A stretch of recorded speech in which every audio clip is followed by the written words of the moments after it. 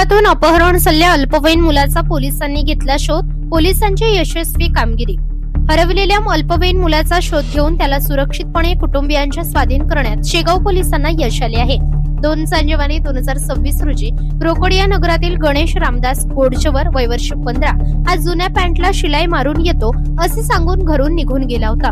याबाबतची तक्रार शेगाव पोलीस स्टेशनला दाखल झाल्यानंतर शेगाव पोलिसांनी अपहरणाचा गुन्हा दाखल करून तपास सुरू केला असता तंत्रज्ञानाचा प्रभावी वापर करून मुलाचा शोध घेण्यासाठी अथक परिश्रम घेतले.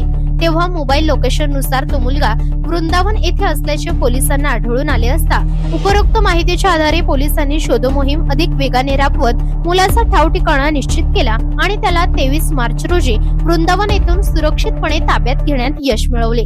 सदर कारवाई ठाणेदार निमेश मेहत्रे यांच्या मार्गदर्शनाखाली तपास अंमलदार police head constable Nilesh Gadge, police constable Rana Oimbe यांनी पार पडली.